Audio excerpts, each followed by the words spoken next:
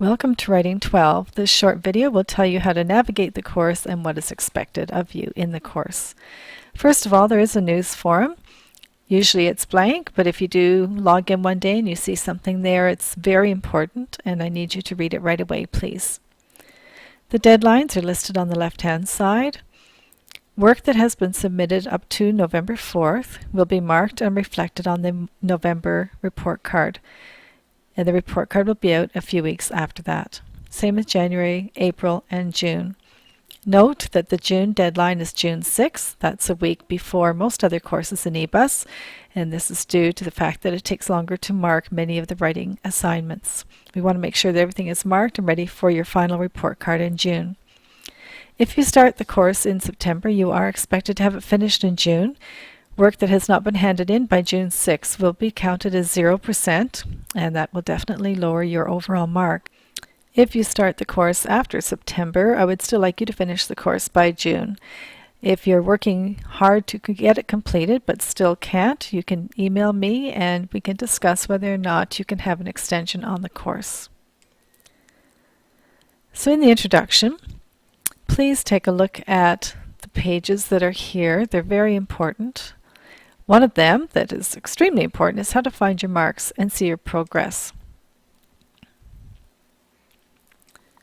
So here's an example from last year's Writing 12 course.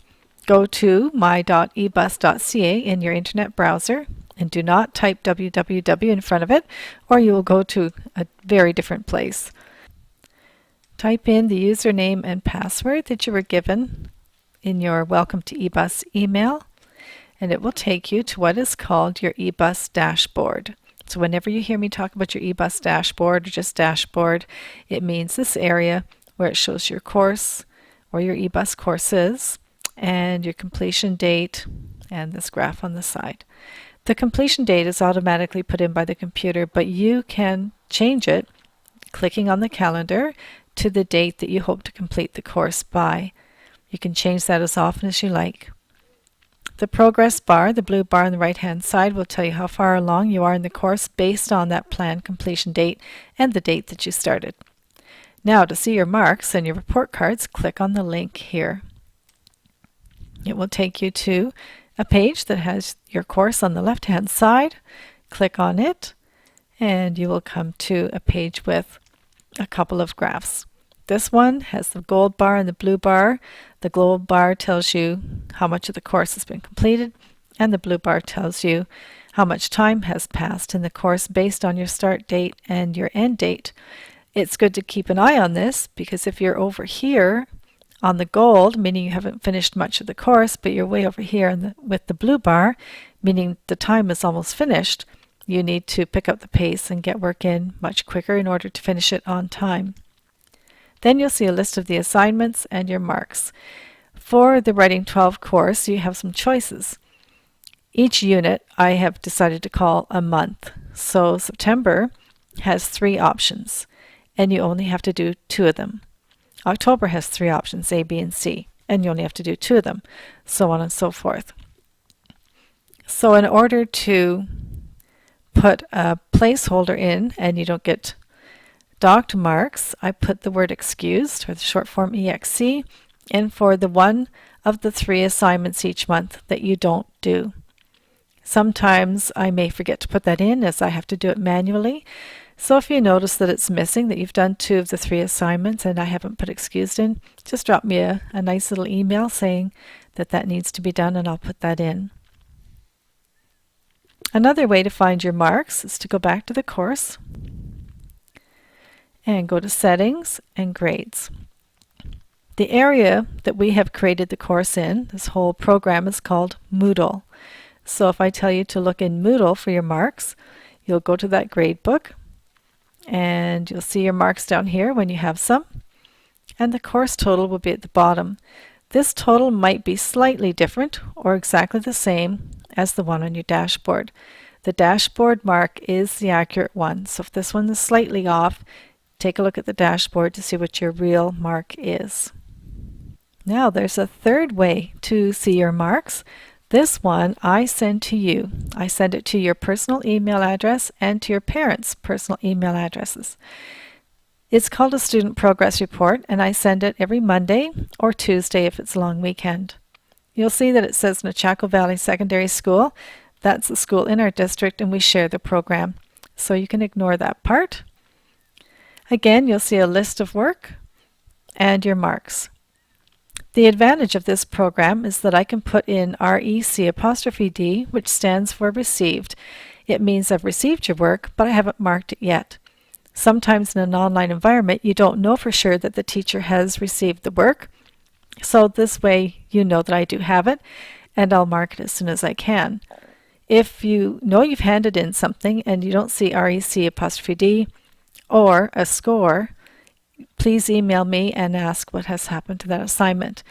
One thing that you could do, first of all, is to check to make sure that you clicked on Submit Assignment to make sure it has been submitted for marking. And at the bottom of the page, again, you'll see an overall score.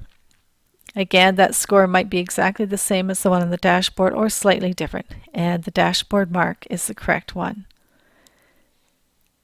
Now, another difference you might see here is that I have only 2 choices for September, October, November, and so on. Whereas on your dashboard and in your gradebook in Moodle, you'll see 3 choices for September, 3 for October. As I mentioned before, you only need to do 2 of them. So I am able to manipulate this program, whereas I have no control over the other 2, to make it suit my needs. So it's just easier for me just to have the 2 options each time. The other area on the left that you should take note of is messages. If you click on that, there's a search bar. You can type my name in it and send me a message. It also goes to my email automatically, so I will receive it in 2 places. There's no reason why I shouldn't receive your messages. I also, when I send messages through the Moodle message area and send them to you, you should also receive that message in your email. So it's important to check your email on a regular basis as well. So in the course, we have the introduction, and these pages are very important, as I said before, to look through. Topic 2 tells you how to do certain things for the course, like how to use quotations from literature in your writing, use proper grammar, etc. Those are all important pages for you to look at. Topic 3 is getting started. It tells you in more detail what the Writer's Notebook is about. This is something you'll be doing from the very beginning of the course till the end and handing it in at the very end. So it's very important that you look at this right away. The activation assignment has already been done. It's just there so that I can put a mark in for you. So the first unit, September, has an assignment for the Writer's Notebook and then the 3 choices for the rest of that month. Choose 2 of them. Same for October, November, December, January, February, March, April, May, and then we have winding down. One last Writer's Notebook. Then you'll have a portfolio to hand in, and again you can click on that to find more information. And then there's a survey. Click on the survey, type your answers in here directly, put your check marks. As long as you fill in the survey as well as you can with as much detail as possible and you answer every question, you will receive 100% for that assignment. If you only answer some of the questions, you will only get partial marks. At the very bottom, there's a reminder to please email me when you've completed the survey. The survey results go to a totally different website, and I don't know that you've done it unless you email me and let me know or send me a message through the Moodle area. So back to the bottom, and you have your Writer's Notebook submission, and there will be more information about that in this page as well. One of the reasons that I decided to call each unit a month name is that if you start the course in January, for example, it would be helpful if you quickly got caught up to January as fast as you can. Go through all of those assignments and get caught up so that you're doing January assignments in January. And that way, for sure, you'll be finished by June 6th. Now we'll just do a quick overview of how to submit your assignments so that I receive them for marking. So let's say you choose this assignment. So you go to the explanation here, you'd have to open that up, and you'll create your own Word document or OpenOffice document to type your story on. When you are finished with it, you will click on Add Submission, Add, upload a file, browse, find your work wherever it happens to be, whatever folder you've put it in. I'm just going to pick something here. Upload the file, and there it is. Check it to make sure it's the correct one. Save changes. Here's the very important part, the most important part. You then have to scroll down again. You'll see that your document is there. Right now it's in draft form. It has not been submitted for marking.